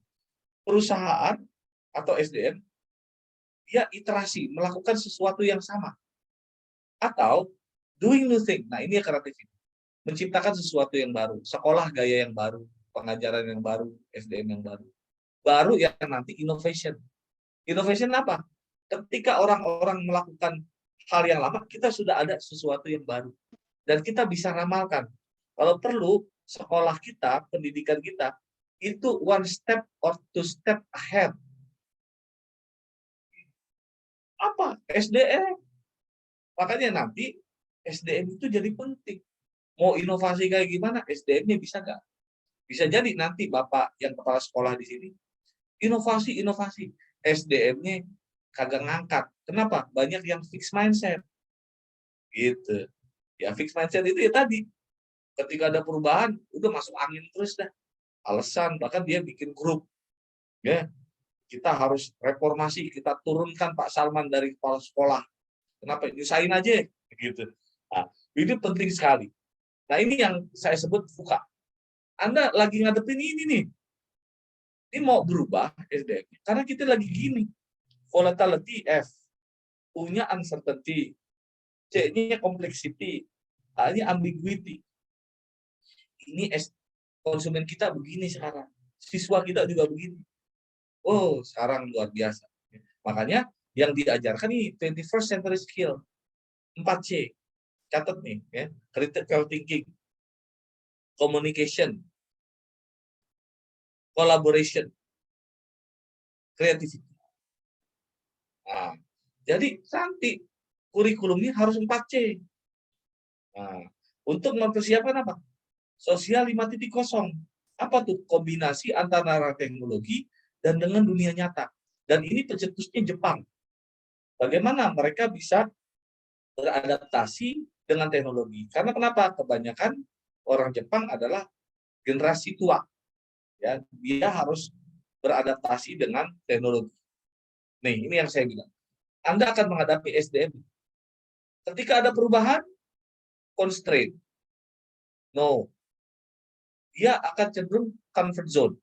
Nah, ini generasi tua nih. Anda akan berantem dengan CBT. Constraint based thinking. Atau opportunity, perubahan, yes. Comfort zone, no. Dia mau berubah. Belajar. Tinggal kalau Anda menghadapi di organisasi, menghadapi maksimal atau dominasi CBT, Anda harus siap-siap aja. Ya. Atau orang-orangnya, ini dibangun budaya OBT, budaya bertumbuh, budaya belajar, budaya berkembang. Ya, nilai bukan lagi jadi acuan. Bisa jadi nanti Anda harus ubah kurikulumnya jadi growth mindset. Ya, saya pelajari itu. Ternyata growth mindset sekarang di Singapura itu jadi kurikulum, Pak. Dan digunakan 78 negara sekarang. Jadi anak-anak itu nanti paradigma belajarnya nilainya nggak nilai 7, 8, 80, 90, ABCD enggak. Tapi ternyata guru itu harus melihat 5 key area. Ketika dia tidak bisa meraih nilai bagus, kita lihat 5 area menurut Carol Dweck. Bagaimana dia menghadapi tantangan, gimana respon dia. Bisa jadi nilai dia jelek, tapi dia suka menghadapi tantangan, dia tekun dalam menghadapi kesulitan-kesulitan. Ternyata neuroscience-nya jelas, kalau anak terbiasa melakukan atau menghadapi kesulitan, anak itu akan bertumbuh dan biasa menghadapi kesulitan. Dan akhirnya dia menjadi orang yang memiliki intelijensi hebat. Wah, itu risetnya ada. Ya. Nah, besok saya akan bisa seminar kayak gitu. Ya. Jadi nanti, ini nanti akan terbagi 2. Nah, nanti organisasi Anda, SDM Anda, udah ada 2 CBT, OBT, udah. Ya. Fix atau growth. Nah, terakhir nih. Ya, itu nanti fixed mindset saya bicara besok. Tinggal begini, Bang. Nah, ini zaman saya dulu. Dulu kita kan yang namanya organisasi, ini segitiga hierarki. Direktur, manajer, supervisor, gitu ya. Ini dulu, Pak, Bapak Ibu sekalian. Ya, teman-teman sekalian. Kalau suasana di luar gampang ditebak. Kemudian perubahannya nggak radikal. Nggak ada disrupsi. Aman-aman saja, Bah. Tahun 80, 90 kan stabil politik ya, Pak Naga ya. 90. Stabil. Nggak berubah-ubah presiden aja gitu-gitu aja. Tapi kan sekarang ya perubahannya cepat banget. Makanya ini yang disebut dengan ekosistem, Pak. Nanti SDM itu jadi ekosistem tuh, kayak begini. Jadi how to create ekosistem, memberikan trust sehingga organisasi itu bisa menciptakan keputusannya sendiri, lincah, bisa ngambil keputusan cepat, perubahan setiap detik dia bisa antisipasi. Kalau pakai model organisasi kayak begini, ya Pak, maaf, ada perubahan. Saya tanya dulu ketua yayasan. Kalau ketua yayasan tanya lagi, dan saya tanya dulu ke pembina. Oh, pembina lagi keluar negeri, nanti nunggu datang. Keburu kabur tuh konsumen. Nah, ini sih mungkin Anda ketawa sendiri dalam arti apa? Banyak yang begini. Coba kita kasih trust, kita kasih arahan, kita bangun SDM-nya, sehingga apa? Nanti jadi ekosistem. Ini kayak begini nih, sorry gambarnya kecil banget. Nah, ini ekosistem mungkin nggak langsung radikal ya, semuanya jadi ekosistem. Karena di SDM di Indonesia kan nggak semuanya berpendidikan bagus. Ya, bisa jadi bagian ini nih udah ada ekosistemnya. Kayak marketing, Pak. Saya udah melepas marketing, saya udah nggak ikut. Targetnya sekian, caranya terserah lu. Tapi saya kasih targetnya, ini inbound marketingnya, ini entry levelnya, ini bagaimana membangun awareness-nya, bagaimana membuat appealing-nya, bagaimana mengeksekusinya, bagaimana menciptakan ini menjadi konversi action, dan bagaimana menciptakan konsumen itu menjadi advocate pemasar kita. Itu sampai itu direkayasa. Bagaimana mereka setiap datang ke kursus saya, dia bikin story. Ini Pak, kalau direktur pembina, dewan pembina ikut campur, bubar. Betul Pak? Nah, organisasi jalan, ya SDM saya senang kerja dengan saya, gitu ya. Dan akhirnya target tercapai. Justru ketika saya nggak nge-push mereka, target harus sekian, malah tercapai. Ya, alhamdulillah bisa di atas 30 miliar, 40 miliar dari lembaga pendidikan. Jadi ini teman-teman sekalian, kita harus berpikir beda. Yang jelas mungkin teman-teman harus berpikir SDM sekarang beda. Karena nanti ingat loh, yang jadi pengajar nih Pak Naga nih, ini kan usia saya Pak Naga sama. Itu nanti yang ngelamar itu kelahiran tahun 2000 Pak Naga. Udah jauh beda banget dengan zaman kita, betul nggak? Gayanya pasti beda. Betul nggak? Nah, kita harus belajar bagaimana kita bisa masuk ke dunia mereka. Kan begitu. Jangan sampai dipaksa. Zaman saya dulu. Nah, gitu. Itu dia tuh, penyakit zaman saya dulu. Udah beda sekarang. Apalagi ditambah disrupsi 2020. Tahu nggak? Teori Maslow sekarang berubah, spiral dinamik. Nah, saya cerita lagi besok. Ini sih pengantar aja. Spiral dinamik katanya apa? Orang sekarang mau bodo amat, yang penting gue nggak perlu pakai gaya-gaya, yang penting dengan keadaan seperti ini COVID-19 gue bisa selamat dalam orang lebih fokus kepada makan dan keamanan. Coba perhatiin, makanya mall pada sepi kan, sekolah kampus pada sepi. Kenapa? Dulu takut dengan COVID-19. Jangan bilang juga Pak COVID-19 akan selesai, jangan juga ngomong. Kan uncertainty, ingat loh, buka itu uncertainty. Sekarang besok masuk, besok berubah lagi. PPKM, ada yang bisa jamin PPKM 1 besok jangan-jangan 4 lagi. Kalau kaget Pak, kita udah sering, Bapak Ibu. Ya. Dan yang paling penting kita siap terhadap VUCA. Kita siap terhadap change. Kita siap terhadap perubahan, karena perubahan itu pasti, ya. Yang paling penting adalah bagaimana internal kita itu berubah, gitu. Baik secara individu maupun secara kolektif. Nah, ini pengantar SDM dari saya. Mudah-mudahan ini merubah paradigma bahwa SDM yang kita hadapi berubah karena di luar perubahannya juga berubah. Oke, saya buka termin tanya jawab. Pak Salman tolong dijadiin ya, jadi moderator ya, sehingga bisa ada diskusi, silakan. Siap Ustaz. Baik. Silakan teman-teman, barangkali ada yang mau ditanyakan. Silakan, boleh di-unmute kemudian disampaikan pertanyaannya. Adi Nur Rahman. Saya mau nanya, Pak Salman. Oke.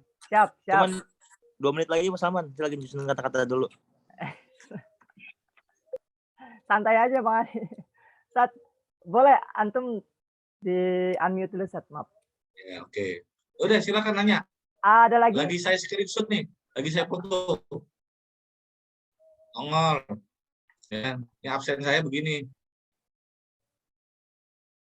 Oke. Ustadz mau tanya. Ya. Siap, Monik. Silakan disampaikan Monik. Oke. Ya. Ntar dulu. Gimana ya kata-kata? Maka Kan mengenai SDM ya Ustadz. Tidak dipungkiri zaman sekarang kan teknologi semakin canggih.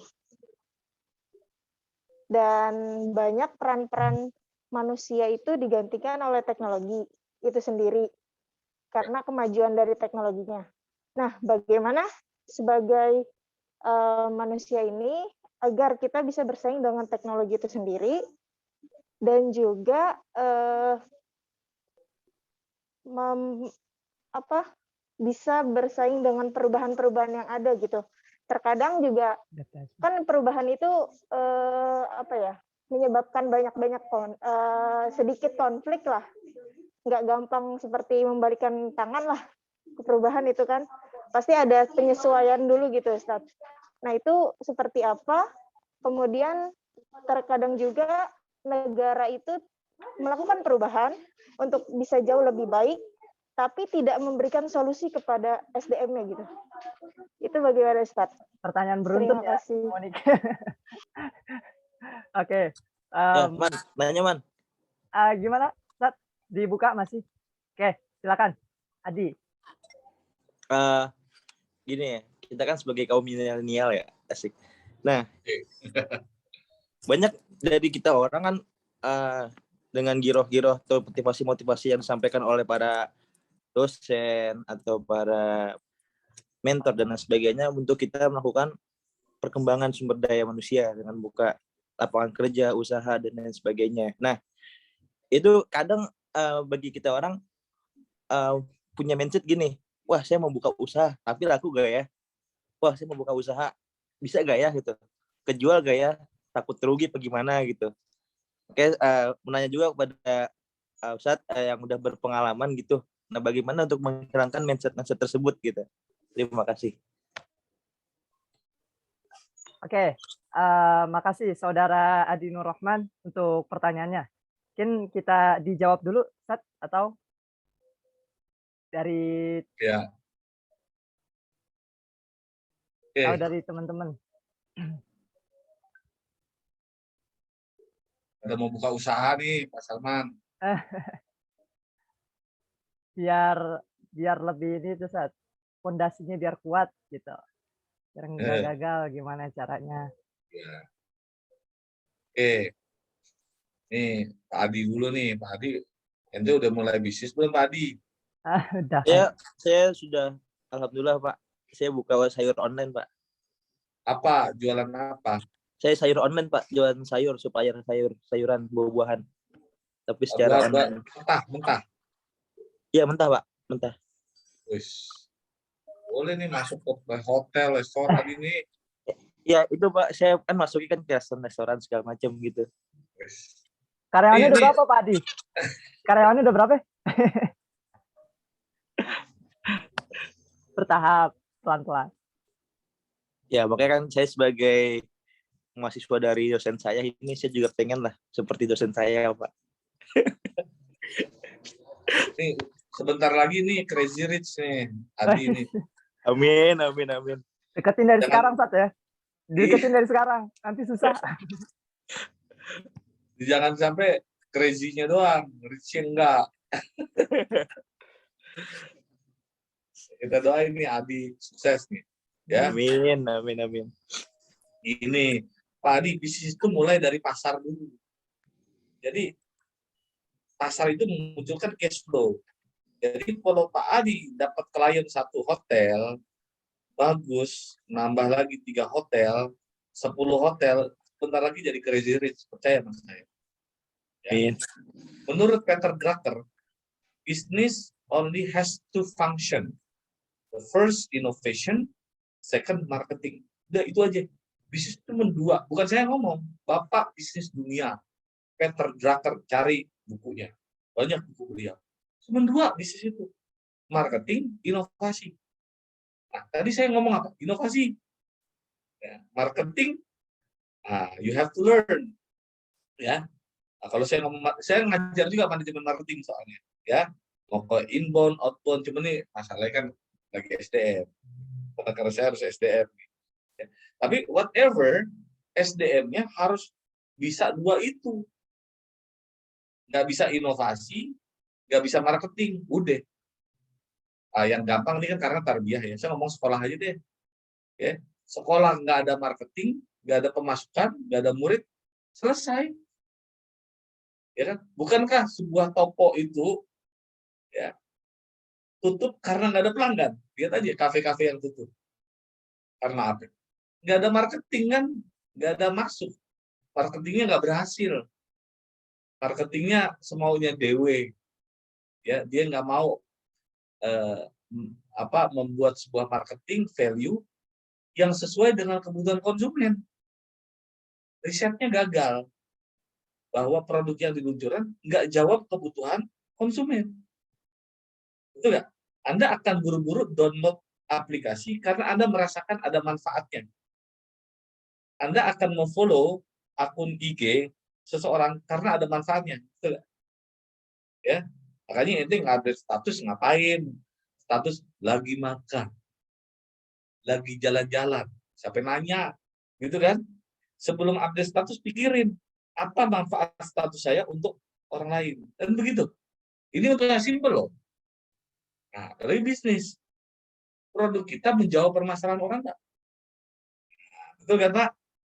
Nah, jadi harus begitu. Ya, jadi ini mental. Kalau Bang Adi gagal, wajar Bang Adi. Kalau nggak takut gagal, nggak usah bisnis ente, ya kan? Nah, tapi kan dari gagal belajar kan, apa yang salah betulin, apa yang salah perbaikin, gitu. Makanya butuh mentor. Nah, Pak Rahmat 25 tahun bisnis kan gitu. Salahnya di mana? Gitu. Ya. Jadi kalau ketemu orang tanya ilmunya. Kalau saya gitu. Saya kalau ketemu orang kaya, kalau saya main golf saya tuh pantang minta duit. Saya pantang celamitan proyek, enggak. Saya coba, Pak, bagi ilmunya. Itu yang mahal. Jadi main golf itu mahal, Pak. Taman di hutan kayu. Sekali getok main 800.000. Tapi kan networknya gede. Kalau dulu kita main tokadar, Pak Naga ya. Bukan main golf sebenarnya. Nyari networking. Tapi kan kita dapat ilmu. Ternyata ketika dia senang ngomong, dapat ilmu, malah dapat proyek saya. Gitu loh. Ya, jadi jangan ngejar uang, ngejar ilmu. Nah, jadi Adi tolong mentalitasnya kalau masih 20 tahun, 30 tahun ya gagal-gagal aja dulu, ikutin orang dulu, gak usah baru buru-buru. Pasti nanti ada titik ketika Anda tekun, itu pasti ada titik Anda race, naik. Yakin itu, kalau Anda konsisten. Paham nggak maksudnya? Jadi saya pun pernah ada dapat titik 100 juta pertama. Ketika konsisten masuk 1 miliar pertama, 10 miliar kedua, itu dapat Pak. Konsisten karena saya tekunnya di itu aja.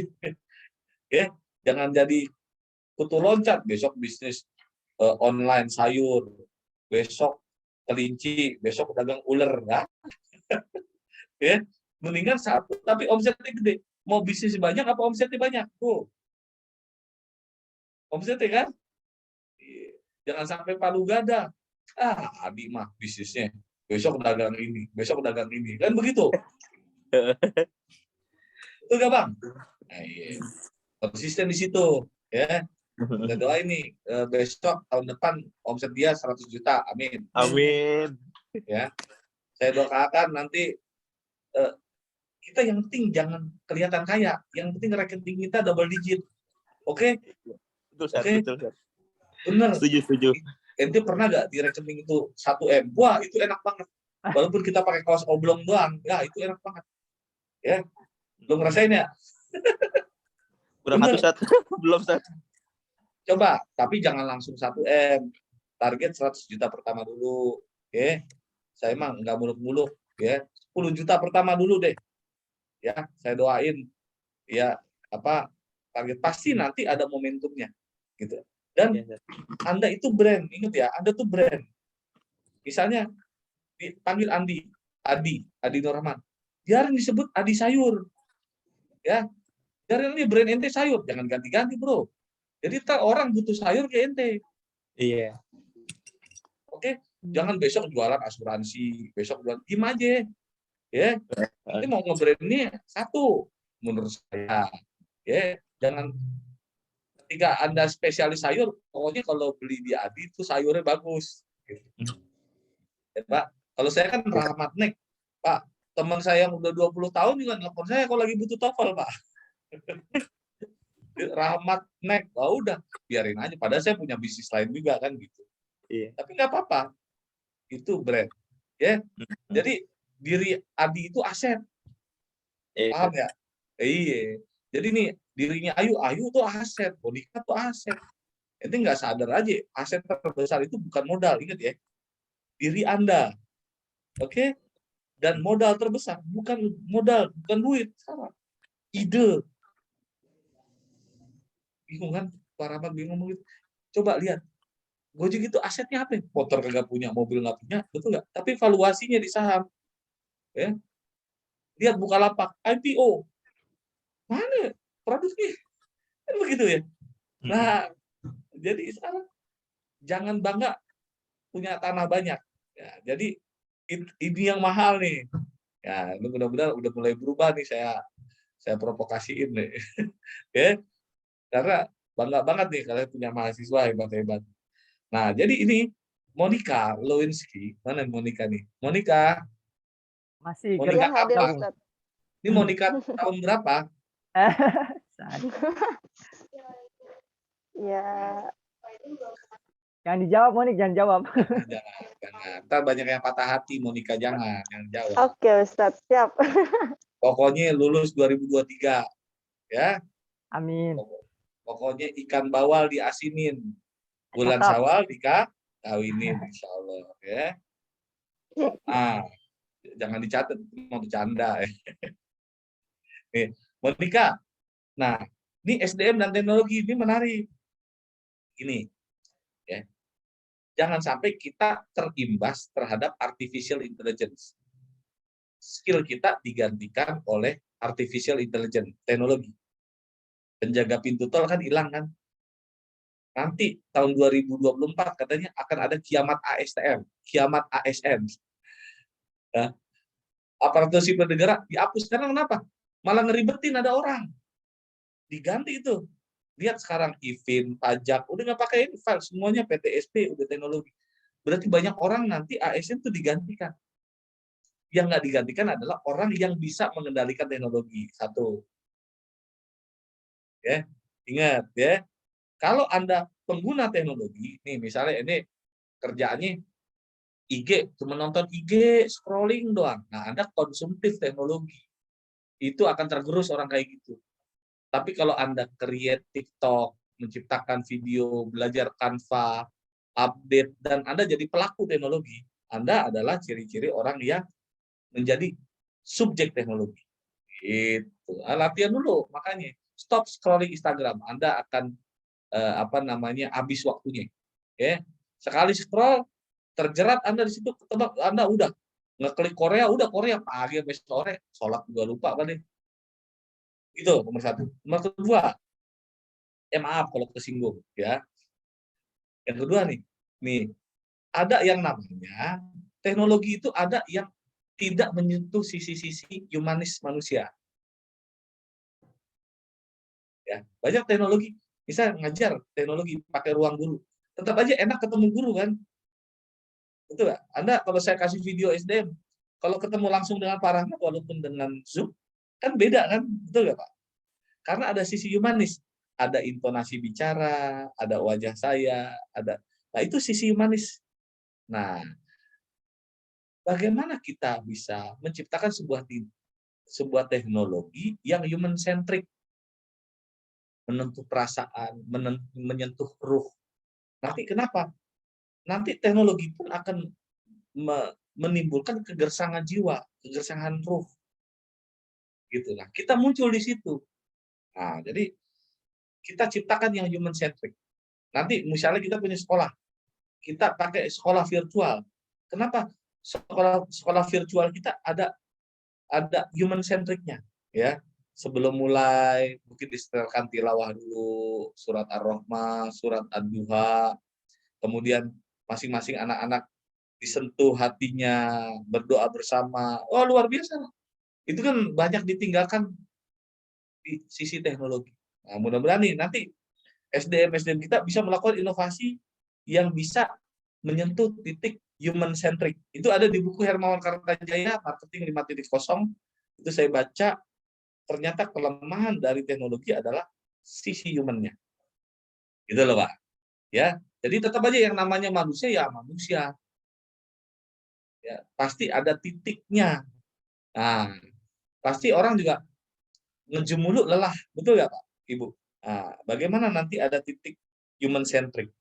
Kalau mau bahas human centric cukup dalam, ya nanti kita akan bahas di kuliah kita. Nah, gitu ya. Silakan, menarik. Lanjut. Masih ada waktu dikit lagi. Boleh 5 menit lagi boleh. Lanjut nih, Ustadz. Masih. Ada udah jam 6. Masih. Jam 6. Nggak terasa ya? Nah, saya mah terserah Bang Salman dah. Ya. Oke dah, oke, Ya. siap, Ustadz. Teman-teman, mungkin tadi dari penanya ada yang mau ditanggapi atau teman-teman barangkali ada yang mau lengkapi, Ustadz ya? Nggak apa-apa ya? Boleh, silakan. Gimana teman-teman? Atau ngasih komen boleh. Kuliah kita hari ini atau mungkin merespon silakan. Ayo, mari. Monik, gimana tadi dengan jawabannya? Kalau saya sih beruntung banget, Sat. Gimana Oke, Bang tuh? Adi. Ya saya beruntung banget gitu. Saya nggak perlu main golf dulu untuk mendapatkan ilmu-ilmunya Ustadz gitu. Cukup dengan hadir, ikut Zoom Ustadz. Alhamdulillah ilmu-ilmu Ustadz saya bisa terapkan. Amin. Tapi saya panggil Adi Sayur nggak apa-apa ya? Gak apa-apa, Ustadz. Gak apa-apa. Oke, Adi Sayur. Mantap. Adi PG. Bu, jangan baper. Bisnis tuh. Emang Ustadz, saya juga di rumah panggil gitu juga Ustadz, sama saya. Keren. Kalau pakai bahasa Inggris, Adi VG. Ya. Vegetable. Jips. Adi VG. Besok tinggal disosialisasin di kampus jadi ya. Adi VG. Oke. Barangkali kalau memang teman-teman belum ada yang mau disampaikan atau pertanyaan, mungkin nanti bisa di pekan selanjutnya Sat. Bisa buat diskusi. Bikin grup aja kalau mau. Oh. Oke, Zaratul ini note ya buat catatan. Yang penting minggu depan udah ada yang kultum ya, 2 ya. Ya, Sat. Ya. Kelompok Ustadz ya. 2 kelompok orang sampai besok minggu depan kan? Iya. Pokoknya tinggal ini aja lah. Jangan dari yang pertama udah pertemuan ketiga keempat lah. Ya, mulai bab 3, bab 4, 2. Nanti kita diskusinya bebas kayak begini. Di sela-sela presentasi, nah kita kan tanya jawab aja udah, tinggal. Jadi enak. Ya, Ustadz, sepertinya teman-teman cukup untuk perkuliahan hari ini. Oke ya, saya pamit. Siap, Ustadz. Siap. Makasih, Ustadz. Makasih, Ustadz. Terima kasih, Ustadz. Udah saya absen ya. Nih, saya pamit duluan ya. Monggo kalau mau ngobrol lagi. Baik. Baik, Ustadz. Ya, saya mau pulang. Assalamualaikum. Waalaikumsalam warahmatullahi Warahmatullahi wabarakatuh. wabarakatuh.